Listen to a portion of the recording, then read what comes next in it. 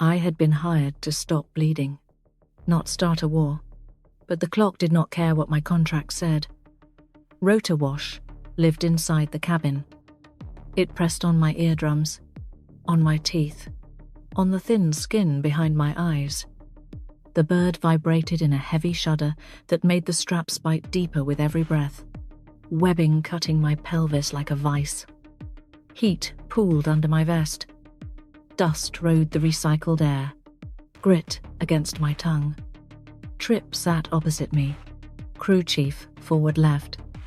He glanced at my medic patch, then away, as if it settled the question of whether I could notice anything. Then the sound changed. Not louder. Wrong. A metal scrape threaded through the roar, like someone dragging a blade across a plate far away. It came again, timed to the vibration, too clean to be random. I tilted my head. "Listening the way you listen before you step, pilot," I shouted, leaning forward until my harness stopped me hard. "You hear that?" Trip's mouth twisted. "You hearing ghosts?" Echo, the pilot's voice crackled back. "Bored." "Copy." "Noise is noise." "Strap in." The cabin kept shaking, but my body separated it into parts. Normal rotor thrum, loose gear chatter, and that thin tearing note that didn't belong, arriving a fraction late, like the frame was missing a beat. I counted it. 1, 2, 3. The scrape landed on 3 again. Machines didn't do that unless something was rubbing that shouldn't be rubbing. Something was eating itself. I shifted, trying to see past bodies and webbing to the floor panels, to seams, to anything that would explain the taste of fuel in the air. A faint sweetness, then a harsher chemical bite. My hands flexed inside my gloves. I wanted to unclip and crawl forward, to put my ear on the skin and confirm what my bones already knew. I didn't. That kind of movement was how people broke necks before the crash even happened. Trip's posture stayed casual, but his eyes tracked the same way mine did. Quick checks, quick returns. He was choosing the story he wanted. Routine, controlled, not worth raising. If I pushed, I'd be the contractor panicking in a military cabin, the voice nobody wanted in their headset. "Hey," I said, louder. To Trip, that's not normal. He watched me like I was about to make a scene. Then he leaned closer, voice pitched for my ear. "You're a contractor, medic. Your job is after. Let the crew do before the scrape became a grind." It came with a punch now, a jolt that snapped my helmet back and made my vision shimmer. The air changed, too. More hot metal, more oil, a burn that stung the back of my throat. A warning tone tried to exist up front, thin and desperate, then got swallowed by turbine scream. Trip finally looked toward the cockpit. "You good up there?" the pilot answered, with a pause that didn't fit his earlier boredom. "Stand by." Stand by meant buying time to pretend control. The bird yawed a few degrees, just enough that gravity remembered its job and pulled my stomach sideways. Loose rounds in someone's pouch rattled like teeth. Smooth is life. Jagged is physics taking interest. The crew chief moved, reaching for a panel, for a strap, for anything that meant procedure. His jaw was clenched hard, sweat shining at his temple. The grind hit again, deeper, and something in the frame answered with a hollow pop. Not a bang. A give. "Brace," the pilot said, voice sharp now. "Brace. Brace." Trip's eyes flicked to mine. No apology, just assessment. Under the roar, the rhythm staggered, and the whole world felt off by half a beat. The next second stretched. Vibration climbed into a frantic tremor that blurred everything that wasn't strapped down. My hands found the harness buckle and squeezed. not to open it, just to have something solid. The metal scrape turned into a tearing scream, as if the aircraft itself were being unzipped. The nose dipped, not dramatic, just enough that the floor tried to become the wall. A crate slid and slammed into someone's shin. He grunted, pain swallowed by noise. Wind forced through gaps that weren't there before, bringing dust and an oily stink that made my throat close. The cabin temperature spiked, as if the outside desert had shoved its face through the skin. Trip reached across, palm flat on my chest plate, anchoring himself against the tilt. His fingers shook. "Tell me what you heard." "I heard the bird failing, and something bigger listening," I said, and hated how calm my voice came out. Calm was the only thing I had that wasn't vibrating. For a microscopic moment, the rotor wash dropped, and the cabin filled with the absence where control should be.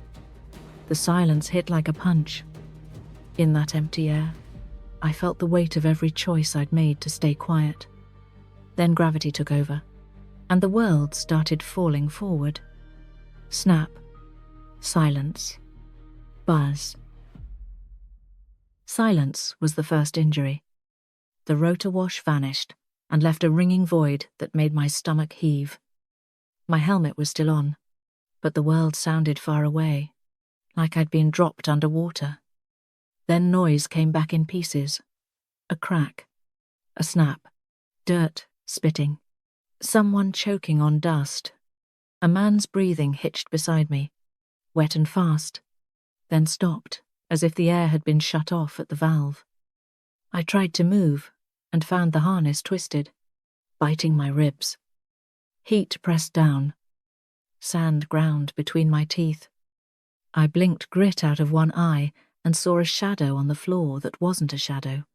A dark smear spreading, where metal met flesh. Trip was somewhere in front of me, shouting names into the chaos. Voice, thick with shock he was trying to hide. The injured man made a sound that wasn't a word, more like a whistle trying to escape a blocked pipe. His eyes were wide, mouth open, chest rising too high on one side. I didn't need a monitor. I needed seconds.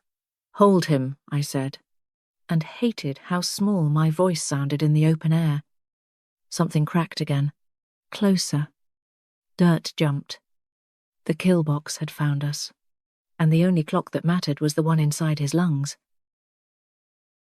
My hands went to my kit on instinct. Not thought.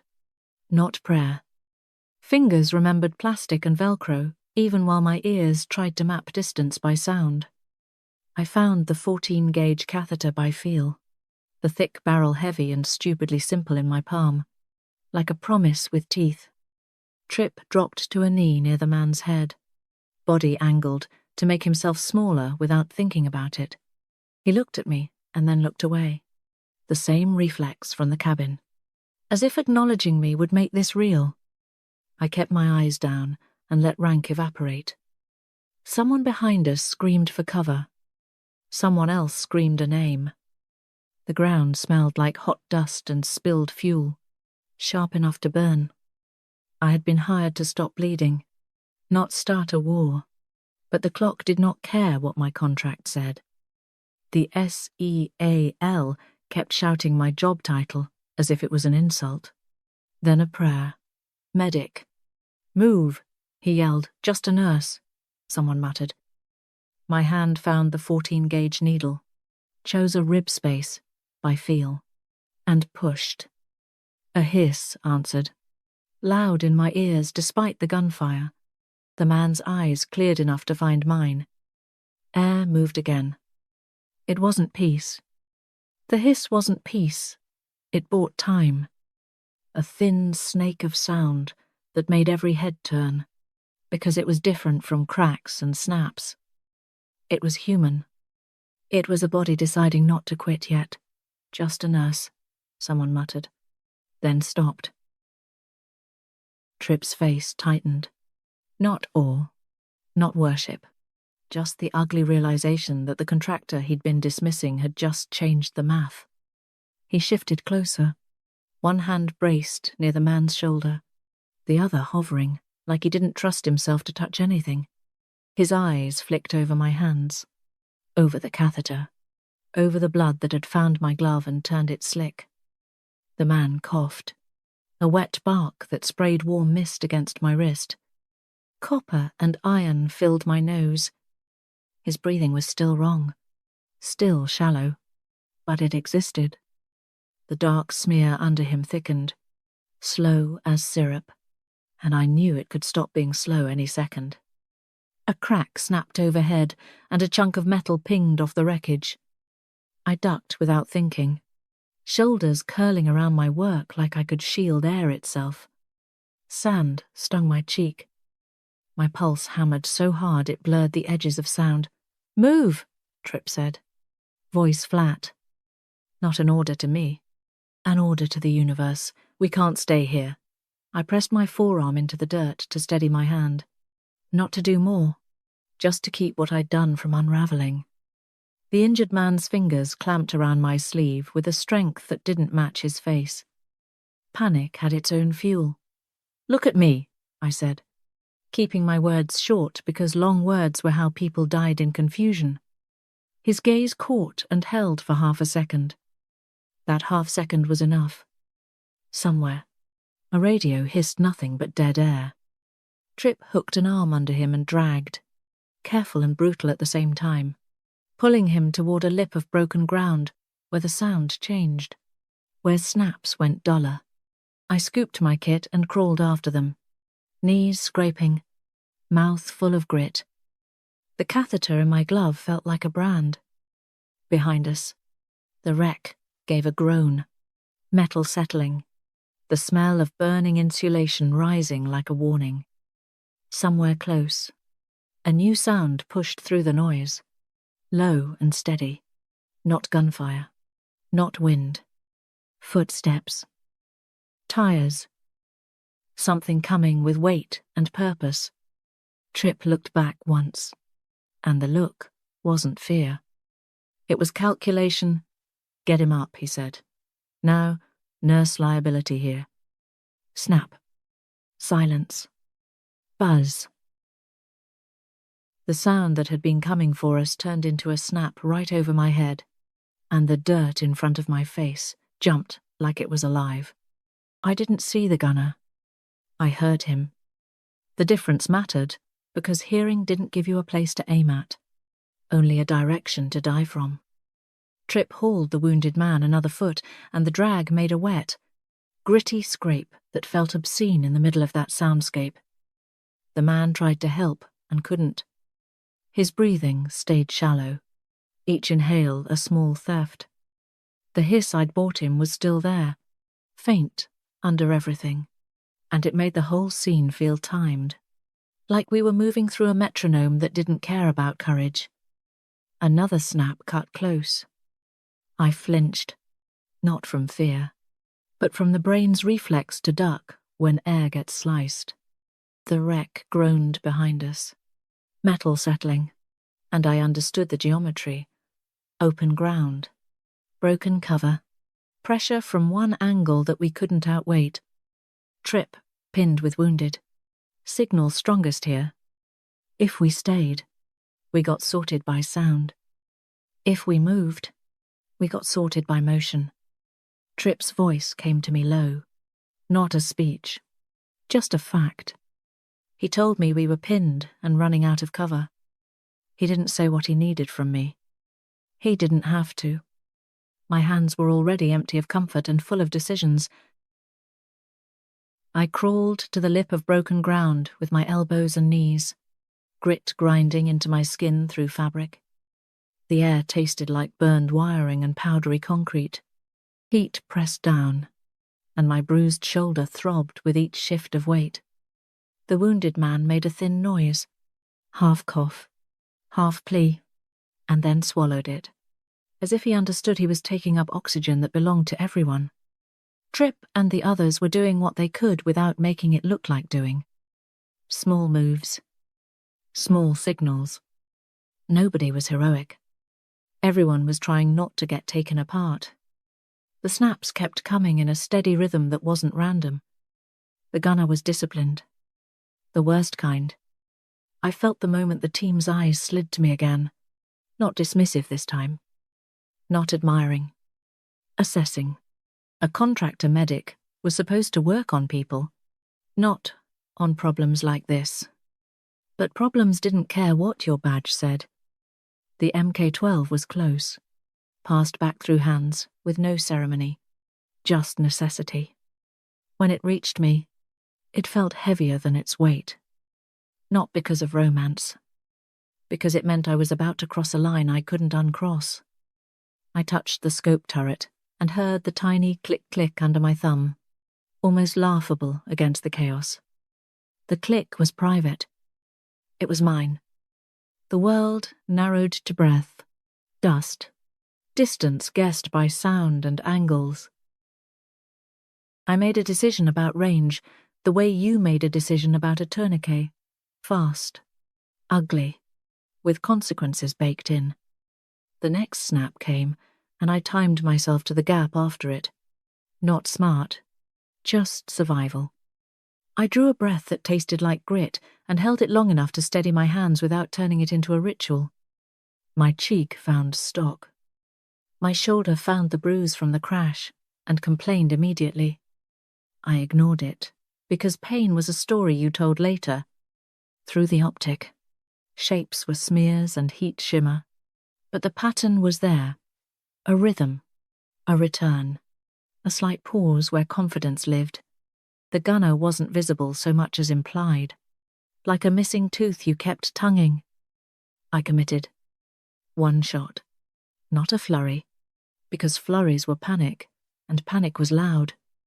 The suppressed crack was a short, sharp punctuation compared to the snaps that had been chewing up the dirt around us. The recoil punched my shoulder hard enough to make my vision blink. Ear-ringing surged, bright and insistent, like the crash had returned to collect interest. For half a second, nothing changed. That was the cost spike. The moment where you wondered if you had just bought attention and no relief. Then the snap stopped. Not forever. Not peacefully. Just stopped. As if someone had cut a wire. Trip didn't cheer. Nobody did. The silence that followed was not relief. It was a vacuum waiting to be filled by a new kind of problem. The wounded man exhaled, and the hiss hitched. Still fragile. I tasted metal again, and this time it might have been blood. Not from the enemy. From me biting down on my own nerves. We moved the instant the rhythm broke, because waiting would let the world retune around us. Trip dragged the wounded man with a grunt that sounded like he'd swallowed his pride. The others flowed after, low and fast. Not pretty, just correct. I kept the Mk-12 close without looking at it, as if looking might make it heavier. The new sound I'd heard before, the low, steady thing, came back, closer now. Not footsteps on dirt. Not wind. Mechanical, muffled, purposeful. It didn't announce itself with snaps. It announced itself by making the air feel smaller. Trip flicked his gaze toward a dark structure squatting beyond the broken ground, a shape with doorways like open mouths. Shade. Hard edges. Somewhere to lose lines of sight. Somewhere to get trapped. The choice wasn't good. It was the only one. He told me, with the same flat urgency he used on physics, that we were going inside. He didn't ask if I agreed. I didn't ask for details. The wounded man clutched at my sleeve again, begging me not to let him get left in the open. I followed the team toward the darkness, and the back of my neck prickled with the certainty that the gunner had not been the real problem. Just the first. The low, steady sound grew louder, and under it, I thought I heard another pattern, a faint radio hiss that didn't belong to us. They'd erase this if I survived. Snap. Silence. Buzz. darkness had a sound. Inside the structure, the heat changed. It got trapped. Dust hung in the air like damp cloth, thick enough that breathing became work. My boots scuffed over grit and broken concrete, and each scuff felt too loud, a confession, somewhere deeper in the building. A faint radio hiss threaded through the silence, thin and persistent, like an insect trapped in a jar. The others moved ahead with the wounded man, their breathing harsh, their gear clicking softly. Tripp stayed at the rear long enough to look back at me once, not to reassure me, just to confirm I was still there. Then a snap sounded outside, and the whole group compressed, momentum turning into a shove. The doorway behind us became a bright rectangle, and bright rectangles were targets. We needed something. Not hope, not cover. Proof. A thing we could hold that would make the next room, the next authority, the next lie less powerful. The crypto radio wasn't a myth. It was an object. It had weight. It could be taken. The hiss in my ear shifted, and with it my sense of space. It sounded like it came from the left hall, then from above, then from nowhere. That meant someone competent, or a device set to confuse. Either way, it was a map drawn in sound. I understood, with a cold clarity, that the team couldn't chase it and carry a bleeding man at the same time. I separated because the logic demanded it, not because I was brave. Tripp tried to protest in a low burst, clipped, eyes scanning. I cut him off with a quick gesture and moved before hesitation could become debate. The dark swallowed me, and the radio hiss led me like a thread you couldn't see. My shoulder ached from recoil and crash, and every breath scratched my throat with dust. I kept my steps short, careful with my weight, listening for what the building returned. Concrete echoed differently than plaster. Open rooms breathed. Tight corridors held sound like secrets. The hiss changed again, and I followed it toward what felt like a classroom or a storage space, a room with hard walls and stale air. My hand brushed a doorframe, and splinters bit my glove. Somewhere near my hip, the Mk-12 bumped to surface and made a dull thud. I froze, throat tightening, and the building seemed to lean in to hear what I'd do next. That was when I felt the other presence. Just the pressure of someone who didn't belong to the building but belonged to the darkness. I didn't see him. I sensed him by the way the room's silence got organized. Saber's professionalism arrived as a lack of waste. No heavy breathing, no frantic shifting. A faint scrape of fabric. A measured pause where he could have moved, and didn't because he didn't need to. The gunner paused, counting beats. His voice came as low, controlled sound, the kind that didn't beg for attention. He implied that I was alone, that he knew what I wanted, and that wanting it made me predictable. I answered with nothing because talking was a giveaway, and he didn't deserve the gift. The radio hiss pulsed once, closer now. I could taste the source. Not metaphor. Actual metal taste on my tongue from adrenaline and dust. My body wanted to rush. My head kept it slow. The first contact wasn't cinematic. It was ugly and close. A hand hit my forearm and redirected my grip with a quick, efficient twist that made pain flare. I stumbled into a desk or a table, and the edge dug into my ribs. Air left my lungs with a grunt I couldn't hide. I tried to reset my stance and found my boots sliding on grit. Saber used the moment. Not with strength, with timing. He drove weight into me, and the room tilted, my shoulder screaming as it took the impact again. I heard the Mk-12 clatter away, a heavy scrape that sounded like a door closing on an option. My hands went up, not in surrender, in search of leverage. Fingers found fabric, then hard plate, then the seam where plate met body. I pushed there, not a technique, just a human response to something solid. Saber's breath brushed my ear, controlled, and it made my skin crawl more than any threat. I paid a cost. A knee hit something sharp and hot pain shot up my leg. My head clipped the wall and stars flashed behind my eyes. I tasted blood, fresh now, and the copper tang made everything real. No power fantasy. Just two bodies in a room trying to decide who got to walk out. The turn came when the radio hiss spiked, loud for a half-second, and Saber's attention flickered. Not because he was stupid, because he cared about the object too. That flicker was all I needed. I lunged, blind and stubborn, and my fingers closed around a hard rectangular shape under a pile of debris, the crypto-radio's casing cold against my palm. I yanked it free, and the hiss died like a throat cut. The silence afterward was worse than noise. Holding the crypto-radio changed gravity, made me erasable. It made me a target and a threat at the same time. Saber shifted back, recalculating. I could hear it in the way his weight redistributed on the floor. He didn't rush. He didn't panic.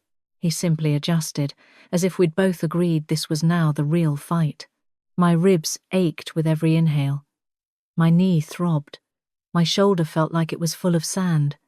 I cradled the crypto-radio against my chest because losing it would make everything we'd suffered meaningless.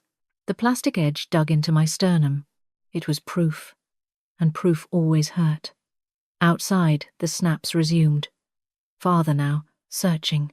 The low, steady mechanical sound grew louder, closer to the building, and it carried a different promise than gunfire.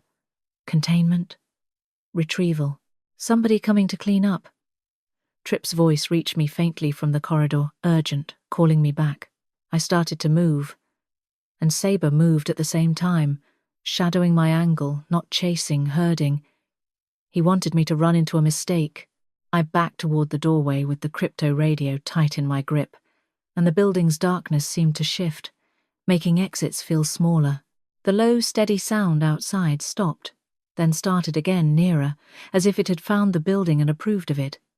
I stepped into the hall, and the first thing I heard was not Tripp. It was a new hiss on the air, electronic and intimate, like a radio waking up on its own. Something had followed me in. Snap. Silence. Buzz.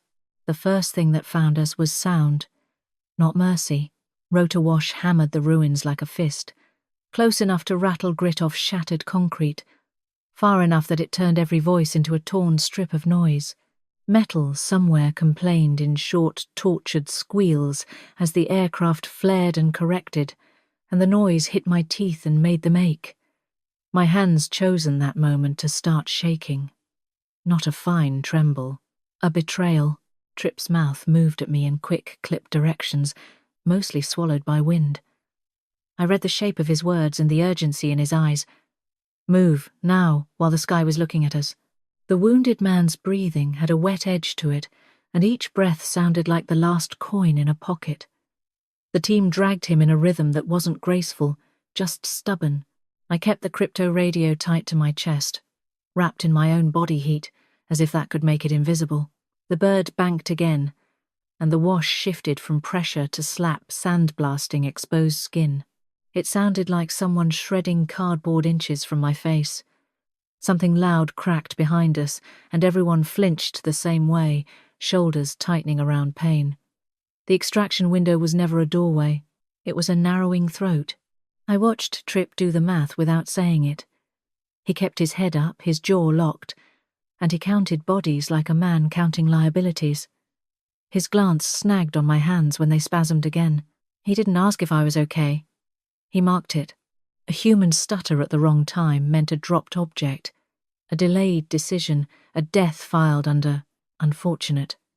I needed the crypto-radio to survive the air and survive the paperwork.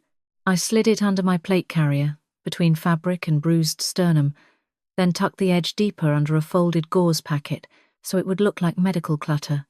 No speech, no ritual, just concealment by mess. The plastic corner cut into me every time I breathed. A near miss arrived as a sound change. The wash dipped, then the air snapped sharp, and something tore past with a hiss that felt too close. Dust jumped off the ground in a little line, and instinct shoved me flat behind a broken wall that wasn't really cover, just a different angle. Grit ground between my molars when I clenched my teeth. I tasted concrete and copper and heat. The wounded man groaned and the sound pulled at my spine like a hook. I had to choose in half a second. Keep my body between him and open air, or keep my hands free in case he stopped breathing again. Tripp didn't look at me for permission. He shifted his weight, took a position that blocked the worst of it, and barked something at the others that came out as a blur. The team surged, dragging, stumbling, boots slipping on powder and blood. My tremor got worse when I tried to stand. Legs were fine, hands were not. Adrenaline had carried me through the crash and the dark room. Now it emptied out, leaving shaking behind like trash. I pinched my fingers around a strap until pain steadied them. It wasn't bravery, it was friction. We made the bird by sound before we made it by sight. The engine note thickened, the rotor wash pressing down until it felt like my ribs were being strapped again. Voices in headsets reached us, distorted and impatient, all procedure and no comfort. Hands grabbed at the wounded man, lifting him with practiced roughness, and he disappeared upward into the noise. Tripp caught my sleeve as I moved to follow. He didn't pull me close. He held me in place long enough to look at my face, then down at where I'd tucked the bulk under my gear. He didn't know exactly what I'd taken, but he knew I'd taken something. His eyes said it plainly. This would not stay buried.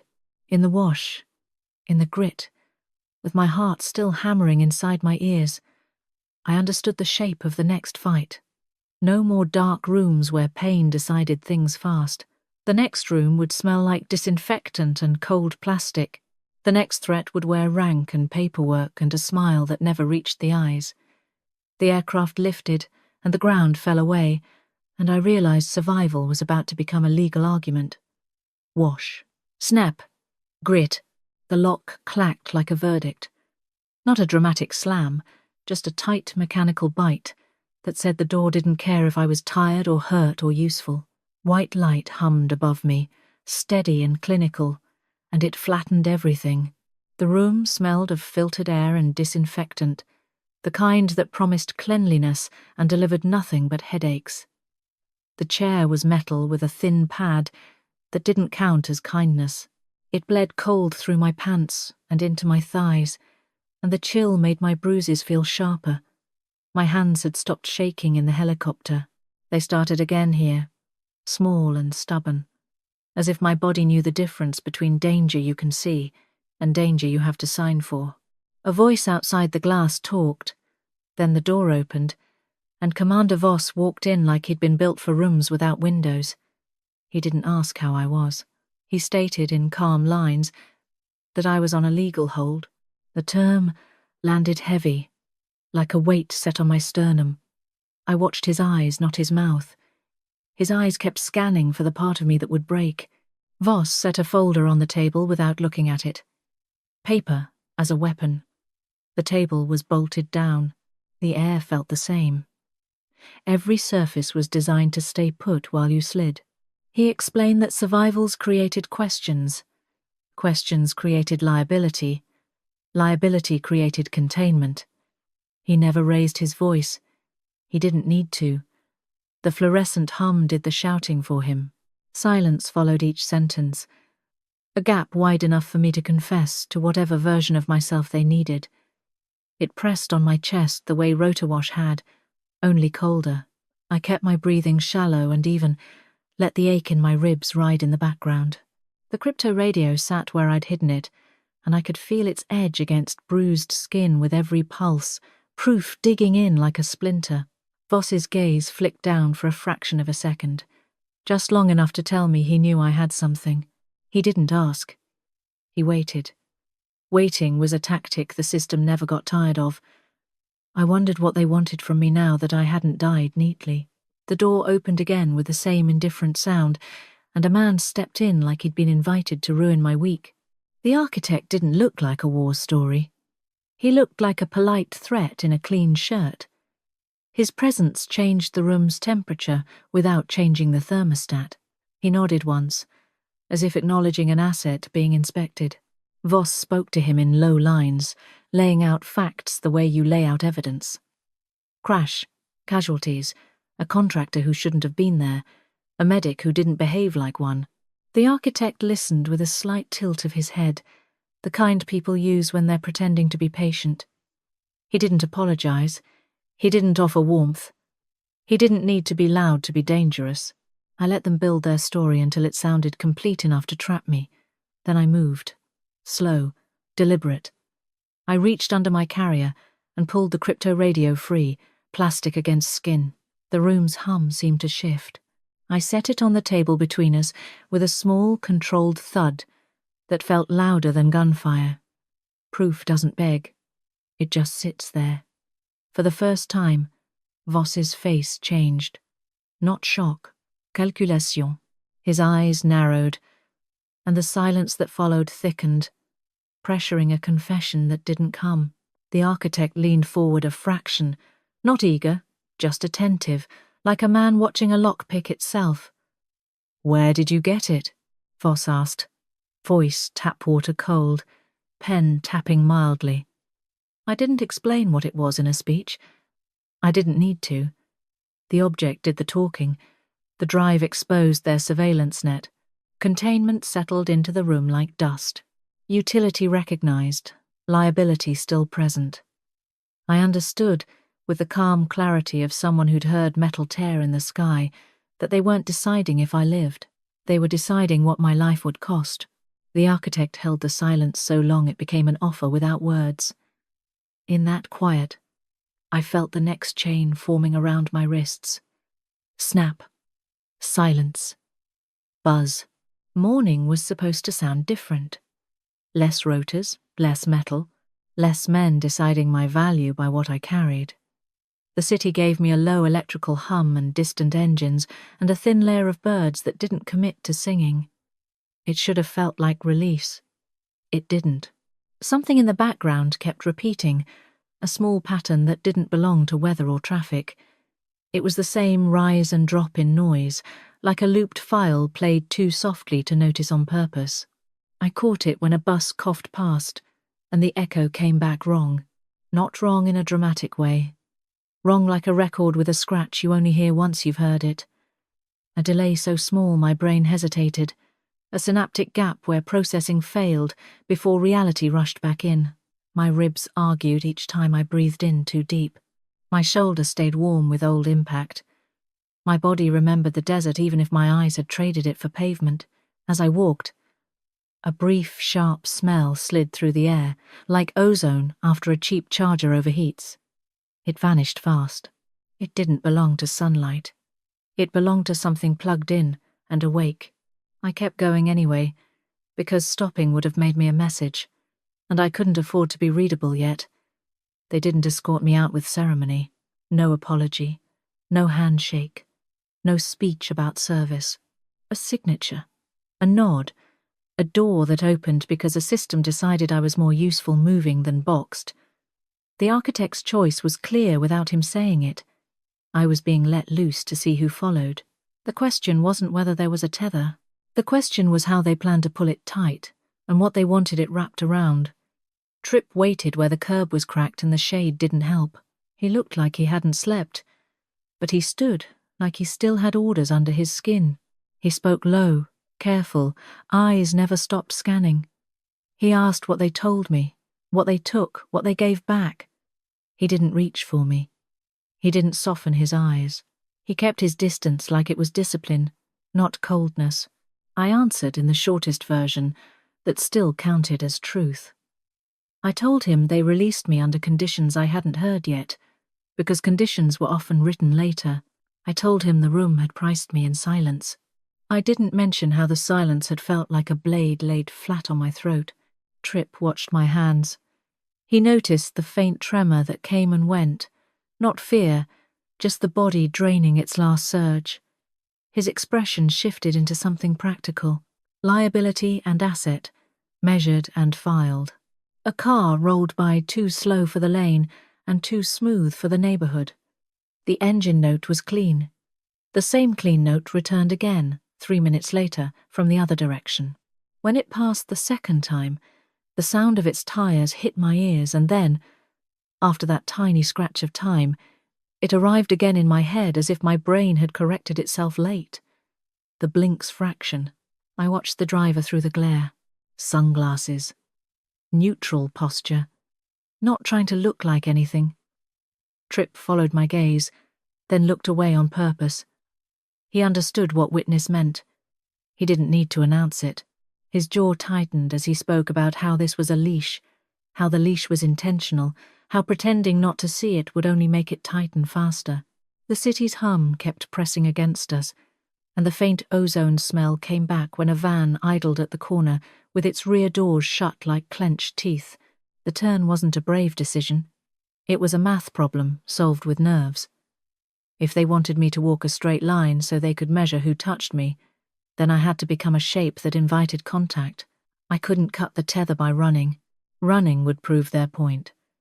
I had to pull it into the open and make it embarrassed to exist. I did something ordinary on purpose. I crossed when I shouldn't have, forced a horn, forced attention. I bought coffee I didn't want from a kiosk that smelled like burnt sugar and disinfectant.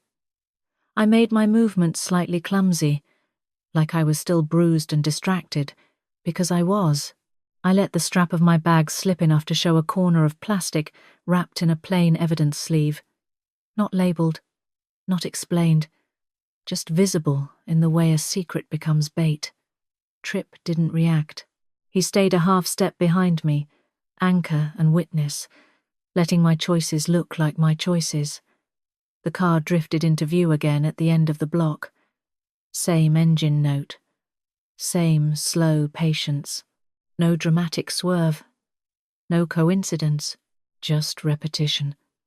The air around the van at the corner carried that quick ozone bite again, and my skin prickled the way it had in the white room when someone watched without speaking.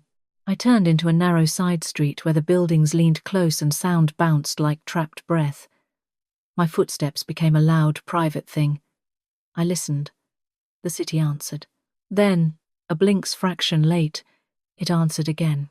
The car rolled in after me, like it had been invited. The tether didn't hide. It declared itself. I felt my ribs tighten as I drew in air, and I made my decision with the same calm clarity I'd had before metal tore in the sky. I wasn't going to yank the leash and pretend it broke. I was going to lead it somewhere it couldn't deny what it was, and I was going to make it snap on my terms. Nurse tag felt like a noose. The warehouse swallowed sound, and then fed it back wrong. Metal complained somewhere deep inside, a long, thin screech that made my teeth ache. The air tasted like wet cement and old oil, with mold hiding in the corners like it paid rent. Every step became a problem. Footfalls rustled through grit and paper scraps, and the noise carried farther than it should have, as if the darkness wanted receipts. Tripp's voice came through my earpiece in a tight whisper, asking if I was in position, telling me he had the angle he'd said he'd have. No romance in it, no reassurance, just a man trying to keep a plan from becoming a story someone else told about us. I answered with a small sound and a shorter reply, and then I forced my breathing down into something steady, surgical, the way you do when the room is filthy and the work still has to happen. The metal screech stopped. The silence that replaced it wasn't clean. It had edges. A radio squeal flickered, faint and ugly, like a mouth opening on a frequency it shouldn't. My ribs still carried the memory of a desk edge and a hard floor. They tightened as I shifted my weight. My shoulder stayed tender under the strap, crossing it. I could move. I could not pretend I was fresh. Footsteps sounded ahead. Not running. Not sloppy. A careful rustle. Someone testing the ground the way I was. The open loop tightened in my chest. Who came through that dark? And whether we were the trap or the bait dressed up as control. The last time I'd been bait, it had happened in a room with white light and silence. This bait was dust and damp and the taste of rust. I tracked by sound because sight was unreliable here. A small scrape of rubber. A breath that didn't match the space. The faintest click of something settling, not a gun being bragged about, just equipment existing. The radio squeal shifted into a sharper burst, and then died, leaving my ears ringing with a phantom tone. Tripp spoke again, telling me the outside door had just moved, telling me the car we'd clocked earlier had gone quiet. He didn't say the obvious. The obvious was that they hadn't lost the tether. They'd shortened it. The turn arrived like impact without contact. The air changed pressure near my face, and I understood someone was close enough that the next second belonged to physics. I didn't get a warning speech. I got a body entering my space at the exact moment my foot found a patch of damp concrete and slid. My shoulder jolted, pain flared hot and immediate, and the warehouse answered with a metallic rattle as something nearby shivered from the force. I hit a hard surface with my side, and my ribs lit up. My breath snapped out of me. The world narrowed into sound. A grunt that wasn't mine, fabric dragging, the short, ugly squeal of my earpiece as it caught interference. I got one fast choice, the kind that isn't noble. I shifted my weight to keep my head from taking the full impact, and my knee slammed into something low and sharp. Sparks of sensation climbed my leg. My mouth tasted like pennies and dust. Tripp's footsteps came closer, arriving in the role we'd decided on. He spoke in clipped bursts, calling out what he could hear, telling me where he was, without narrating it for an audience. The attacker moved like a professional, not an idiot. Hands found my arm with intent. A shove drove me toward a stack of metal shelving, and the shelving screamed against the floor, a long scraping protest that made my ears recoil. I fought in inches. Not technique, not choreography. Grip, breath, balance. The raw, unfair math of leverage when your ribs are already bruised.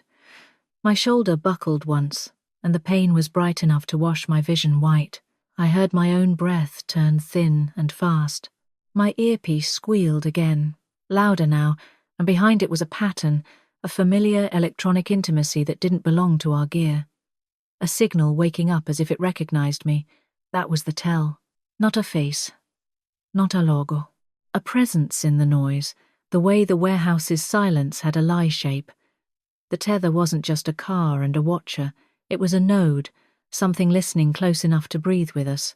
Obsidian didn't erase its trail. It brought the trail nearer, confident it could hold. The burst ended the way bursts do. Abrupt, violent, expensive. The attacker shifted, and in that half-second, I heard a second set of footsteps at the far entrance, lighter but decisive, approaching with purpose.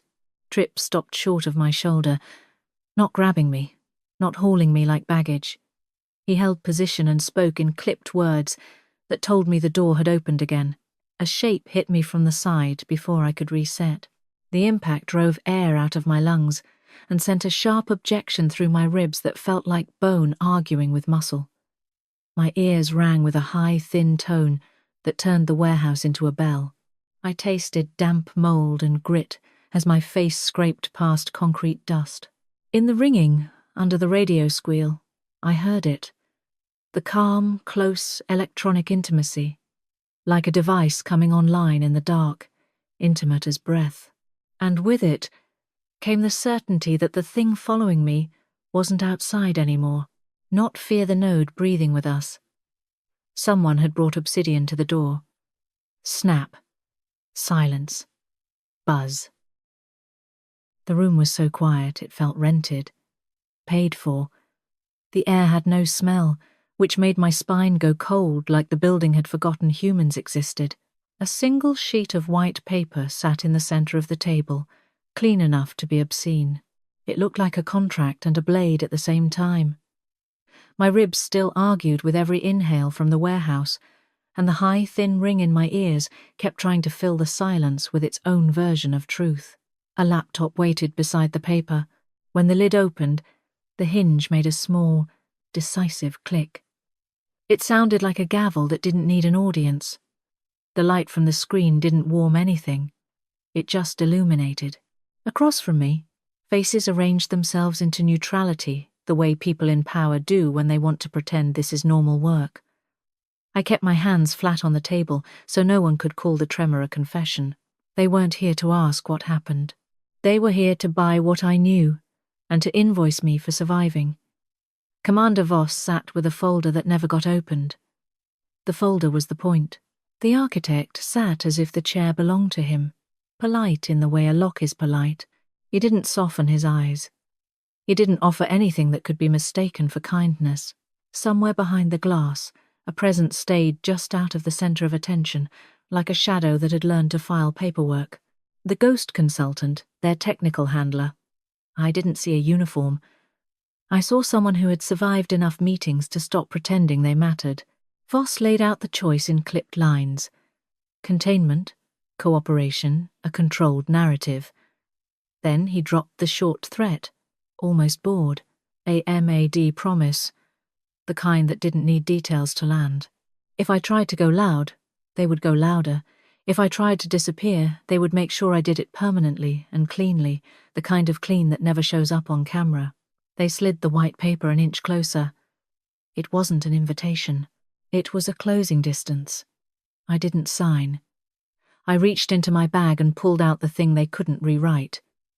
Not the crypto radio itself, not now. The extracted logs, a drive that felt too small to carry so much gravity. I set it beside the laptop and nodded once. Voss didn't touch it. He didn't have to. The ghost consultant moved first, crossing the room without hurry, plugging it in with the calm of someone who hated theatrics. Ghost plug drive. No hurry, but final. The laptop took a breath. Lines populated the screen, timestamps and traffic that didn't belong to any approved system. The log proved the crash wasn't an accident. The room's temperature didn't change, but the power did. The paper stopped looking like a blade and started looking like a bargaining chip. Voss's face tightened into calculation. The architect leaned forward a fraction, and it was the first real movement he'd made. Not surprise. Recognition, the unfakeable sign, had arrived.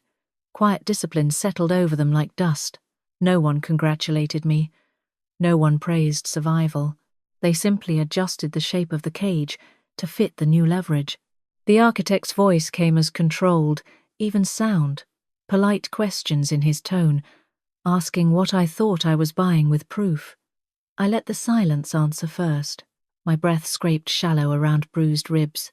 The ringing in my ears made a thin curtain between me and their words, which helped more than it hurt. Voss watched the screen like it might bite, tapping his pen mildly. The ghost consultant watched me, not like a mentor, more like a man verifying a weapon was loaded. That was when the Saint patch appeared. Not on the table at first. Not offered like a gift. It was produced the way you produce evidence, with 2 fingers and no ceremony. A small piece of cloth, a symbol that meant you had a right to operate and a duty to shut up.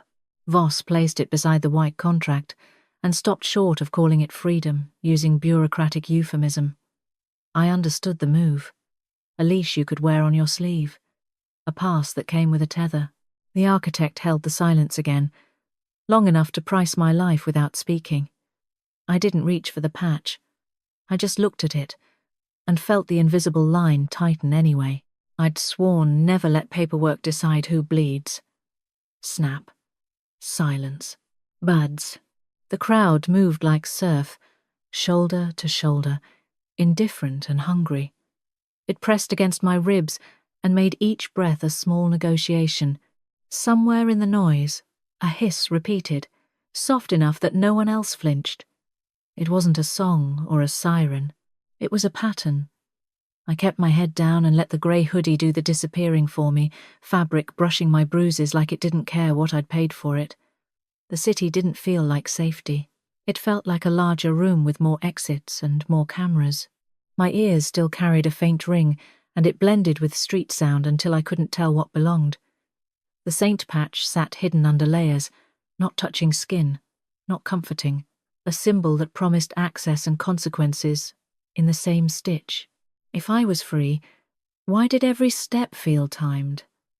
I walked with the crowd and listened like the crowd didn't exist. Engines idled, doors shut, laughter burst and died. Under it all, that same electronic intimacy returned, the hiss repeating at uneven intervals, like something trying to sound accidental and failing. My body catalogued it without permission. My shoulders held tension, as if expecting impact. My fingers wanted to check for weight that wasn't there anymore. I scanned reflections in storefront glass the way you scan a room for exits. A face lingered too long. A posture matched my pace too well. A gap opened in the wave and closed again, as if the street itself was cooperating with somebody. That was the open loop clawing at the back of my throat. I hadn't been released. I'd been placed. The deal room had been odorless and cold. This was sweat and perfume and food carts. The pressure was the same. It just wore better clothes. At the corner, the hiss came twice in quick succession, and my skin tightened like it recognized a hand on a door handle. I spotted the tail by what it didn't do. No looking around, no phone checks, no I'm patience. Just position. A man paused under an awning, watching nothing in particular. Across the street, a car rolled by too slow, then too fast, as if it had rehearsed being normal and hated the script. I caught a glimpse of a shape moving opposite the flow, grey hoodie disappearing into grey crowd, and for a second it felt like seeing a ghost in daylight. Not supernatural. Bureaucratic. The Obsidian node hadn't been cleared. It had migrated, closer, like the warehouse had been a delivery point. The ghost consultant's presence arrived without a body, a memory of that quiet walk across the deal room, the way he'd plugged in proof without asking permission. I felt his influence like a hand on my shoulder, not comforting, just steering. The crowd surged and my ribs protested, sharp and immediate, reminding me there was no clean version of any of this. The electronic intimacy repeated again, nearer now, threaded through public noise the way a wire hides in fabric. I kept moving because stopping would make me obvious, and obvious was an invitation. My breath stayed shallow. My eyes stayed busy. My mind stayed mean. A vibration hit my pocket. Not a call. A message arriving the way a verdict arrives, already decided. I didn't take the phone out. I didn't need to. The hiss told me it was for me. The crowd kept flowing wave after wave, and I realized the leash wasn't a metaphor. It was social, electrical, human, touched St. Patch, realized price, kill old self. When I finally let my fingers touch the screen, the words were already there, plain and final, like a tag on a body bag. The nurse is dead. Erased, no autonomy left. Snap. Silence. Buds.